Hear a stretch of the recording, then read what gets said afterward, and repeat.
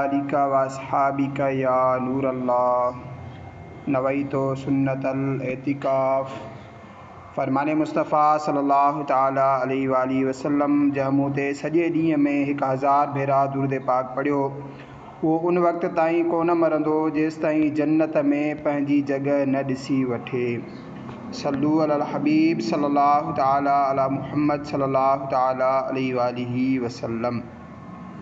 खादिम रसूल हज़रत सैयदना अनस बिन मालिक रदी अल्लाह ताला अन्हु खां रिवायत आहे, एक अंसारी सहाबी रदी अल्लाह ताला अन्हु जंहिंजा मुआशी हालात तमाम कमज़ोर हुआ, उन एक ॾींहुं सब खां वॾे सखी आका मक्की मदनी मुस्तफ़ा सल्लल्लाहु ताला अलैहि वालैहि वसल्लम जी बारगाह बेकसपनाह में हाज़िर थी इमदाद जो सुवाल कयो। याद रखो, सखावत सिर्फ़ माल विरहाइण जो नालो नाहे, असल मक़सद साम्हूं वारे जी ज़रूरत पूरी करणु आहे। असां कॾहिं इहो सम्झी वठंदा आहियूं त असांजी ज़रूरत माल आहे, जॾहिं त ईअं न आहे। असांजी असल ज़रूरत कहिड़ी आहे उहो ॾियण वारो अल्लाह ॼाणे या विरहाईंदड़ रसूल सल्लल्लाहु ताला अलैहि वालैहि वसल्लम ॼाणनि।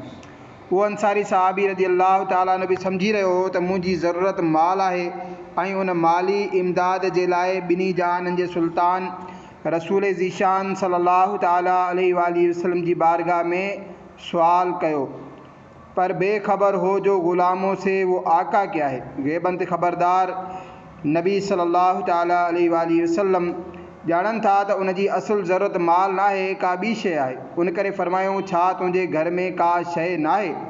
अर्ज़ु कयईं, असां वटि हिकु फ़रासी आहे जेका असां अधु हेठि विछाईंदा आहियूं, अधु मथां विझंदा आहियूं, ऐं हिकु प्यालो आहे, उन में असां पाणी पीअंदा आहियूं। अल्लाहु अकबर। सहाबा किराम जो फ़क़्र ॾिसो, घर जो साज़ो सामान कहिड़ो आहे, हिकु फ़रासी, हिकु प्यालो। पर क़ुर्बान वञिजे, अहिड़नि हालतुनि जे बावजूद बि सहाबा किराम जो ईमानी जज़्बो घटि न थींदो हो। उन्हनि हालतुनि में बि उन्हनि जूं नमाज़ूं क़ज़ा न थींदियूं हुयूं। घर में खाइण पीअण जे लाइ कुझु न हूंदो हुयो, उन जे बावजूदि रोज़ा पाबंदी सां रखंदा हुया। सहाबा किराम अलैहिम रिदवान बुख जे करे पेट ते पत्थर ॿधी रखंदा हुया। उन जे बावजूदि ग़ज़वाए बदर में घुरायो वियो, बदर पहुता। ग़ज़वाए उहद में छॾियो वियो, उहद पहुता। ग़ज़वाए तबूक जे लाइ घुरायो वियो, तबूक में पहुता। असां ॻाल्हि पे कई त अंसारी सहाबी रदी अल्लाह ताला ने अर्ज़ु कयो, हुज़ूर, घर में हिकु फ़रासी आहे, हिकु प्यालो। प्यारे आका सल्लल्लाहु ताला अलैहि वसल्लम जन फरमायो, वञो ॿई शयूं खणी अचो। उहो सहाबी रदी अल्लाह ताला ने घर वियो, फ़रासी ऐं प्यालो खणी बारगाह रिसालत में हाज़िर थियो। रहमत आलमियान सरवर ज़ीशान सल्लल्लाहु ताला अलैहि वसल्लम जन ऐलान कयो, केरु इहे शयूं ख़रीद करणु चाहे थो? हिकु सहाबी रदी अल्लाह ताला ने अर्ज़ु कयो, हुज़ूर, मां 1 दिरहम जे बदिले ख़रीद कयां थो। फरमायो, को आहे जेको इन खां वधीक क़ीमत लॻाए? ॿिए सहाबी रदी अल्लाह ताला ने अर्ज़ु कयो, हुज़ूर, मां 2 दिरहमनि जे बदिले ख़रीद कयां थो। नबी अकरम सल्लल्लाहु ताला अलैहि वसल्लम ॿई शयूं उन सहाबी खे ॾिनियूं। 2 दिरहम वसूल करे ऐं उन्हनि शयुनि जे असुल मालिक खे दिरहम ॾेई इरशाद फरमायाऊं, बाज़ार वञो, 1 दिरहम जा अनाज यानी खाइण पीअण जो सामान ख़रीद करे घर पहुचाए, 2 दिरहम मां कुहाड़ी ख़रीद करे मूं वटि खणी अचो। उहो सहाबी रदी अल्लाह ताला ने जल्दी मां बाज़ार वियो, 1 दिरहम मां अनाज ख़रीद करे घर पहुचायईं ऐं 2 दिरहम मां कुहाड़ी ख़रीद करे बारगाह रिसालत में हाज़िर थियो। हज़रत अनस बिन मालिक रदी अल्लाह ताला ने फरमाइनि था, मेराज वारे घोट ताजदार अंबिया सल्लल्लाहु ताला अलैहि वसल्लम पंहिंजे मुबारक हथनि सां उन कुहाड़ी में काठी जो दस्तो यानी गन विधो। अल्लाह अल्लाह, उहो आका अहिड़ो आका ज़माने बि न ॾिठो हूंदो। शान ॾिसो, इमामुल अंबिया आहिनि, अल्लाह जा महबूब आहिनि, ॿिन्ही जहाननि जा आका आहिनि, मालिक जन्नत आहिनि, मालिक कौसर आहिनि। जिब्राइल जंहिंजे घर ख़ादिम बणिजी हाज़िर थींदो हुजे, अल्लाह पाक ज़मीनो आसमान जंहिंजे सदके पैदा कया हुजनि, अहिड़ी इज़त, अहिड़ो रुतबो, उन जे बावजूदि ग़ुलामनि सां ताल्लुक़ ॾिसो। पंहिंजे मुबारक हथ सां कुहाड़ी में गन विझी ॾेई रहिया आहिनि। इहा आशिकाने रसूल हुज़ूर अकरम सल्लल्लाहु ताला अलैहि वसल्लम जो अंदाज़े तरबियत बि ॾिसो। सहाबा किराम अलैहिम रिदवान उहे आहिनि जेकी हुज़ूर अक़दस जे हिकु इशारे ते जान तरी ते रखे हाज़िर थी वेंदा हुआ। जेकॾहिं सरकार सल्लल्लाहु ताला अलैहि वसल्लम उन सहाबी खे सिर्फ़ु फरमाइनि हा त फ़रासी ऐं प्यालो विकिणी कुहाड़ी ख़रीद करे वठो, उन जे लाइ उहो फ़रमान बि काफ़ी हो। इहो फ़रमान मुस्तफ़ा सल्लल्लाहु ताला अलैहि वसल्लम ते ज़रूरु अमल करे हा, पर सरदार अंबिया महबूब किबरिया सल्लल्लाहु ताला अलैहि वसल्लम जन सिर्फ़ इरशाद न फ़रमायो बल्कि करे ॾेखारियो। मालूम थियो त तरबियत हमेशह आङुर पकड़े कई वेंदी आहे, क़ौम खे हथ पकड़े बीहारियो वेंदो आहे। हिन में मुबल्लिगनि जे लाइ दर्स आहे त इस्लाह करणी आहे त सिर्फ़ चई छॾिबो न आहे बल्कि करे बि ॾेखारिबो आहे। असां बेज़ार थी वेंदा आहियूं, मिसाल तौरु मूं फलाणे खे एतिरा भेरा नमाज़ी दावत ॾिनी, उहो मञे ई नथो, मुंहिंजा भाउ नथो मञे त छा थियो।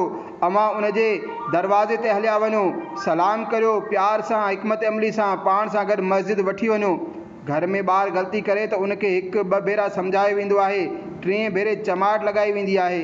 प्यारा इस्लामी भाइरो, ईअं न करणु घुरिजे, इहो अंदाज़ ग़लति आहे। तरबियत करणी आहे त बेज़ारी जो शिकार न थियो, हिकमत अमली अपनायो। असांजे प्यारे आका मदीने वारे मुस्तफ़ा सल्लल्लाहु ताला अलैहि वसल्लम जो इहो ई अंदाज़ तरबियत हो। पोइ हुन मुबारक अंदाज़ जो नतीजो बि ॾिसो। अहिड़ी क़ौम जंहिंजी उन वक़्तु दुनिया में का इज़्ज़त न हुई, सय्यदुल मुबल्लिगीन रहमतुल लिल आलमीन सल्लल्लाहु ताला अलैहि वसल्लम जन उन क़ौम जी अहिड़ी तरबियत फरमाई जो उन्हनि खे दुनिया जो इमाम बणाए छॾियो। ख़ैर, आख़िरी नबी सल्लल्लाहु ताला अलैहि वसल्लम जन पंहिंजे मुबारक हथ सां कुहाड़ी में दस्तो यानी गन विधो, अंसारी सहाबी खे ॾेई फरमायाऊं, झंगल में वञो, काठियूं करे बाज़ार में विकिरो कयो, 15 ॾींहंनि ताईं मूंखे नज़र न अचिजो। अंसारी सहाबी रज़ी अल्लाह ताला ने कुहाड़ी खणी हलियो वियो। 15 ॾींहंनि खां पोइ वापसि मोटी आयो त उन जे हथ में 10 दिरहम हुया। नबी रहमत सल्लल्लाहु ताला अलैहि वसल्लम ॾिसी ख़ुशि थिया ऐं फरमायाऊं, तव्हां सुवाल कयो ऐं उहो सुवाल काल क़यामत जे ॾींहुं तव्हांजे चहिरे ते दाग़ बणिजे। तव्हांजे पंहिंजे हथ सां कमाए खाइणु सुवाल करण खां बहितर आहे। तो प्यारा प्यारा इस्लाम भाई, इन हिकायत में मेहनत की अहमियत मालूम थी। मेहनत कामयाबी की कुंजी आहे। अल्लाह जा प्यारा हबीब सल्लल्लाहु ताला अलैहि वसल्लम मेहनत के पसंद फरमाइन था। असांजे मुआशरे में अजीब ज़हनियत पाती वञे थी। केतिरा ई अहिड़ा आहिनि जेकी वॾियुनि वॾियुनि नौकरियुनि जा ख्वाब ॾिसंदा आहिनि, हिकु ई राति में वॾो अमीर बणिजी वञण जी ख़्वाहिश रखंदा हूंदा आहिनि, पर मेहनत ऐं मज़दूरी खां परे भॼंदा आहिनि। यादि रखो, इंसान जी अज़मत मेहनत करण में आहे। अल्लाह अज़्ज़ व जल जे आख़िरी नबी सल्लल्लाहु ताला अलैहि वसल्लम फरमायो, बेशक अल्लाह पाक तलब मुआश में तकलीफ़ खणण वारनि मोमिननि खे पसंदि फरमाए थो। सभ खां अफ़ज़ल रसूल मक़बूल सल्लल्लाहु ताला अलैहि वसल्लम जी ख़िदमत में सुवाल थियो, सभ खां पाकीज़ा अमल कहिड़ो आहे? फरमायाऊं, इंसान जो पंहिंजे हथ जी कमाई खाइणु। हदीस पाक में आहे, ज़हमत यानी मशक्क़त रहमत आहे। अफ़सोस, आराम तलबी, राहत पसंदी असांजो मिज़ाज जो हिस्सो बणिजी वई आहे। सुस्ती उॾोई जियां असांजे किरदार खे अंदर खां खाई रही आहे। पाण उथी पाणी जो गिलास पीअण असांखे बोझ लॻे थो। खाधो ठहियल मिले, मानी पकल मिले, कपिड़ा धोतल मिलनि, मोटरसाइकिल कार वग़ैरह हलाइणी असांखे आहे, उन जी मरम्मत को ॿियो कराए। हर शइ रिमोट कंट्रोल ते हुजे, पखो लाइट वग़ैरह उथी बंदि करणु हलाइणो ई न पए। हाणे त दरवाज़ा बि सेंसर सां खुलणु बंदि थियण वारा अची विया आहिनि। हथ सां दरवाज़ो खोलण में सुस्ती, बंदि करण जी तकलीफ़ पसंदि न आहे। दीनी कमनि में सुस्ती, नमाज़ुनि में सुस्ती, इल्म दीन सिखण में सुस्ती, क़ुरान पढ़ण में सुस्ती, सुन्नतूं अपनाइण में सुस्ती, कर्ज़ मोटाइण में सुस्ती, हर हंधि सुस्ती ऐं सुस्ती भरियल आहे। ऐं मुआशिरे खे ॾींहों ॾींहुं ज़वाल जी उन खॾ में धिकींदी पई वञे। यादि रखो, सुस्त ऐं राहत पसंदि इंसान कॾहिं बि कामयाब नथो थी सघे। अल्लाह तबारक व तआला खां दुआ आहे, जेको कुझु ॿुधोसीं